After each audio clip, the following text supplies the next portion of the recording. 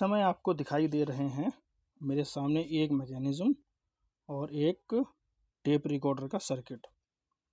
तो ये दोनों सेल के लिए हैं और मैं आपको बताऊं कि ये जो मैकेनिज़्म है ये वर्किंग कंडीशन में है, बस इसमें हेड नहीं है और हेड इसका मुझे मिल भी नहीं रहा है। वैसे मैंने इसमें जो हमारा नॉर्मल हेड होता है वो लगा के देखा, लेकिन उसकी सेटिंग इसमें नहीं हो पा रही है, तो पता नहीं इसमें कौन सा वाला हेड लगता है। लेकिन ये मैकेनिज़्म चालू है, वो कोई दिक्कत नहीं है।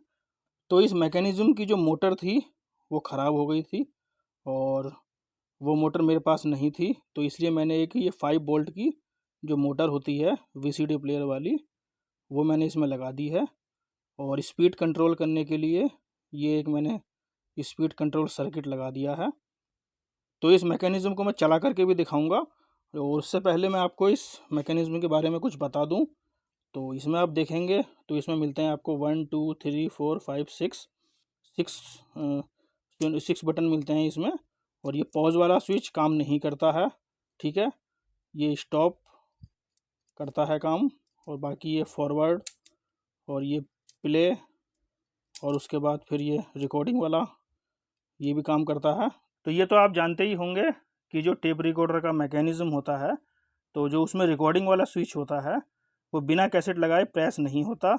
तो ये मतलब उसी तरीके से मैकेनिज़्म को डिज़ाइन भी किया जाता है। तो जब आप कैसेट लगाएंगे तभी रिकॉर्डिंग वाला जो स्विच है वो प्रेस होगा। तो यहाँ पर देखिए मैं कैसेट लगा देता हूँ। ये मैंने कैसेट लगा दी है और अब हम इसको रिकॉर्डिंग वाले स्विच को दबाते हैं। तो ये जो है रिकॉर्डिंग वाला स्विच यहाँ पर दब गया है, ठीक है। और जैसे ही रिकॉर्डिंग वाला स्विच आप प्रेस करते हैं तो आप देखेंगे कि ये जो इरेज हेड है ये नीचे हो जाता है। जैसे कि मैं आपको दिखाऊं कि इस समय हमने इसको जब स्टॉप किया तो प्ले में केवल ये जो इरेज हेड है ये ऊपर ही रहेगा। जैसे ही आप रिकॉर्डिंग वाला स्विच प्रेस करेंगे तो ये नीचे चला जाएगा और ये कैसेट को ब्लैंक करने के काम में आता है, ये वाला स्विच, ये वाला हेड, ठीक है। तो और ये है इसका रिवर्स।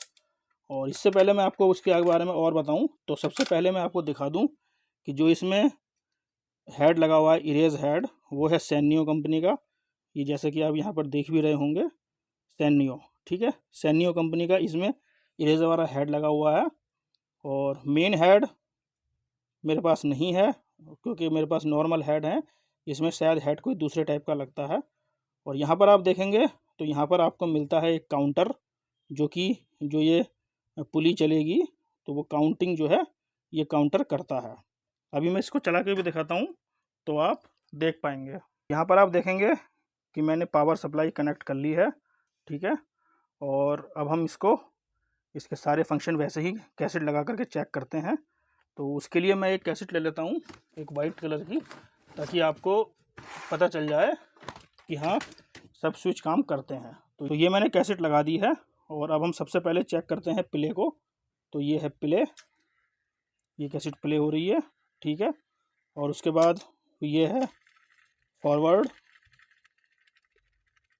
और ये है रिवर्स, ठीक है।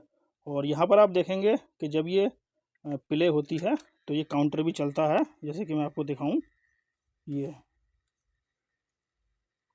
देखिए यहाँ पर काउंटर चल रहा है और अगर मैं इसको फॉरवर्ड करूँगा तो ये थोड़ा सा और तेज़ चलेगा, ये देखिए।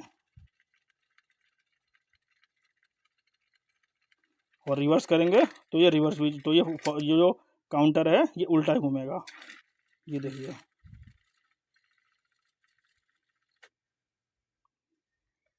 तो इस तरीके से ये जो मैकेनिज़्म है ये पूरी तरह वर्किंग कंडीशन में है। बस इसका पॉज वाला स्विच काम नहीं कर रहा है, जो एक कमी थी वो मैंने आपको बता दी है।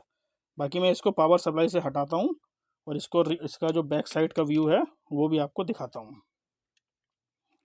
तो ये है इसका बैक साइड का व्यू, ठीक है। और यहाँ पर लगी हैं 3 बेल्ट्स। एक ये बड़ी वाली बेल्ट जो कि इस वाली फ्लाई व्हील को घुमाती है, ये काउंटर वाली बेल्ट है, यहाँ पे काउंटर के लिए चलाती है। और एक ये छोटी बेल्ट और लगी हुई है। तो 3 टाइप की बेल्ट्स इसमें लगी हुई हैं। और ये मैकेनिज़्म मुझे लगता है कि इस वाले सर्किट का है, ये मित्सुमी MITSUMI मित्सुमी कंपनी का ये टेप रिकॉर्डर का सर्किट है और शायद इसी कंपनी का ये मैकेनिज़्म भी है, क्योंकि ये दोनों मुझे एक साथ ही मिले हैं। तो ये एक ही वो कंपनी, वो जो मैकेनिज़्म है वो भी मित्सुमी कंपनी का है। और ये जो आप सर्किट देख रहे हैं, ये सर्किट नॉन वर्किंग है या वर्किंग है मुझे नहीं पता, क्योंकि मैंने इसको अभी तक चेक नहीं किया है। ये सही भी हो सकता है और ख़राब भी हो सकता है।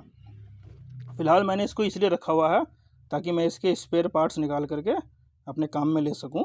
लेकिन अगर किसी भाई को ये बोर्ड चाहिए तो वो मुझसे ले सकते हैं। जिस हालत में है उसी हालत में आपको ये बोर्ड मिल जाएगा।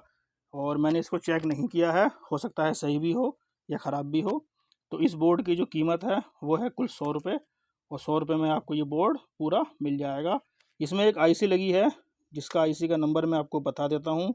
ये है AN7120, ये आईसी लगी हुई है। और बाकी इसके अंदर एक ये रिकॉर्डिंग वाला स्विच शायद ख़राब है, ये शायद FM बैंड का होगा, रेडियो के बैंड का होगा ये, या शायद ये है, पता नहीं। और आईसी वाईसी का कुछ मतलब कुछ पता नहीं इसके बारे में कि ये सही है या ख़राब है। तो ये जो बोर्ड है, ये पूरा बोर्ड आपको 100 रुपये का मिल जाएगा। और ये जो मैकेनिज़्म है इसकी कीमत है 300 रुपये, और इस 300 रुपये में ये सर्किट नहीं है। सर्किट 150 रुपये का अलग से मिलेगा।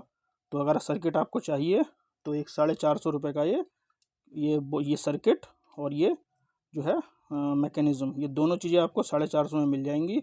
और अगर आप सर्किट नहीं लेना चाहते तो आपको 300 रुपये में ये मैकेनिज़्म मिल जाएगा। ये मोटर भी दे दूंगा मैं आपको 300 रुपये में ही, ठीक है।